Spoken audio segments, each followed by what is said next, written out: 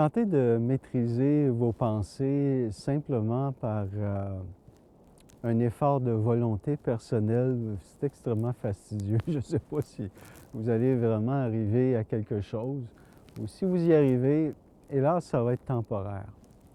La maîtrise de la pensée implique un grand engagement. En fait, on parle ici de développement spirituel, du développement de l'esprit, de la discipline de l'esprit.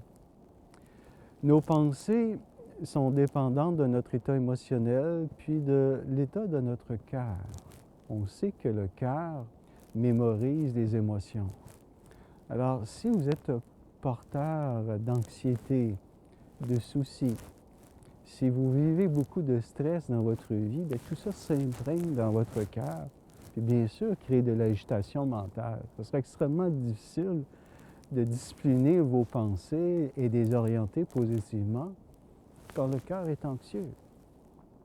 Donc, le premier pas dans la démarche de développement spirituel consiste à calmer le cœur, apaiser le cœur, connecter son cœur à son âme, à sa source spirituelle. Et ici, le cœur se calmant, le mental le suit, le mental se calme. Ensuite, l'autre étape va consister à créer la vacuité mentale. La vacuité mentale, ça veut dire entraîner le mental à se reposer et demeurer placide et silencieux. Et ça se fait bien sûr dans le cadre de la pratique de la méditation.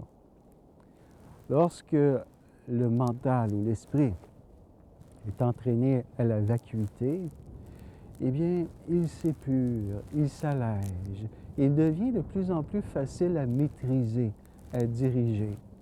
De sorte que lorsque des pensées, par exemple, négatives vous envahissent, bien, ce sera facile de les repousser ou tout simplement de les laisser passer. Lorsque le mental est très encombré, ça devient difficile de le maîtriser et de l'orienter correctement. Donc, la première étape va consister à calmer le cœur par la pratique de la méditation. Je vous invite notamment à écouter les méditations guidées qu'on a sur notre chaîne. Calmer le cœur, ça va vous aider à calmer votre esprit, calmer les pensées.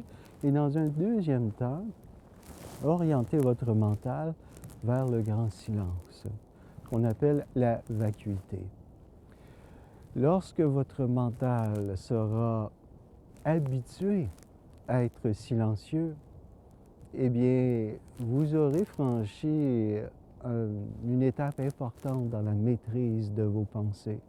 Vous allez constater que ça devient beaucoup plus facile pour vous de filtrer, de laisser passer et de ne pas vous laisser empoisonner par toutes sortes de pensées négatives. Et ensuite, bien, le développement continue, mes amis. Le développement continue jusqu'à ce que vous soyez complètement maître de votre mental. Être maître de son mental, ça veut dire qu'il est complètement éclairé par la lumière de l'âme, complètement dominé par la lumière de l'âme, et plus aucune négativité peut le pénétrer. Et ça, c'est un développement, un niveau de développement spirituel assez élevé, merci, mais il est atteignable par quiconque est engagé sérieusement dans la voie intérieure.